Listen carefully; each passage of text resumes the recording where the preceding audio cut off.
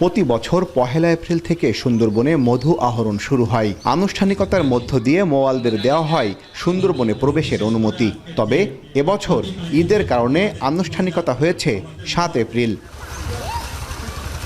আগামী ২ মাস সুন্দরবনে মধু আহরণ করতে পারবেন মোয়ালরা। এজন্য সরকারকে দিতে হবে রাজস্ব। ১ কুইন্টাল মধুর জন্য ১৬০০ এবং মোমের জন্য মোয়ালদের গুনতে হবে ২২০০ টাকা। মহাজনের থেকে ঋণ নিয়ে মধু আহরণের জন্য গেলেও মৌসুম শুরুর আগে অবৈধভাবে সুন্দরবন থেকে মধু চুরি হওয়ায় আশানুরূপ মধু না পাওয়ার শঙ্কায় তারা।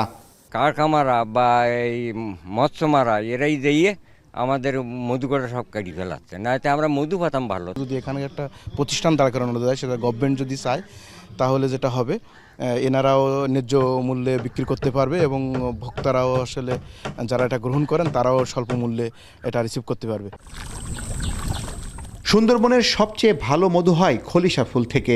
এছাড়া বাইন, গরান, কেওড়া ও মিশ্র ফুলের মধু পাওয়া যায়। তবে পশ্চিম সুন্দরবনের অধিকাংশ এলাকায় অভয়ারণ্য হওয়ায় বিশাল সুন্দরবনের অল্প এলাকায় মধু আহরণ করার অনুমতি দেওয়া হয়। এতে পর্যাপ্ত মধু না পাওয়ায় পরিবারের ভরণ পোষণ চালানো কঠিন হয় মৌয়ালদের। বাইকে যদি বিক্রি হয় ১,০০০ টাকা, তা মাজন দেয় ৮০০ টাকা।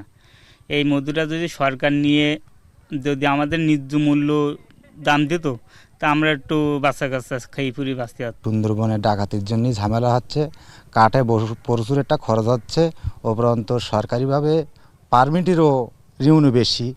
এই ক্ষেত্রে আমরা খুব একটু দুশ্চিন্তায় আছি।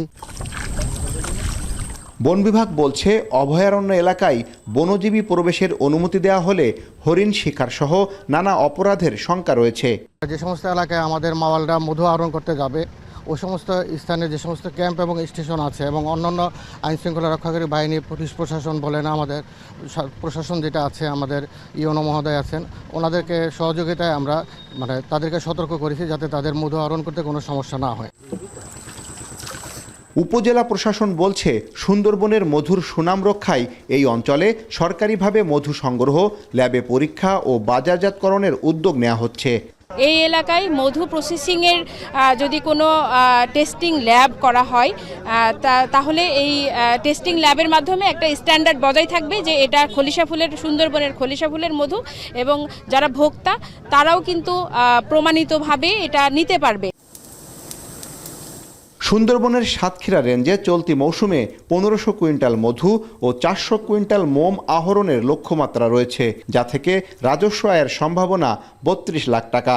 এছাড়া খুলনা রেঞ্জে ১,০০০ কুইন্টাল মধু ও ৩৫০ কুইন্টাল মোম থেকে রাজস্ব লক্ষ্যমাত্রা ২২ লাখ টাকা ধরা হয়েছে। জীবনের ঝুঁকি নিয়ে গহীন সুন্দরবন থেকে সংগ্রহ করে আনা মধুর ন্যায্য মূল্য পান না মৌয়ালরা।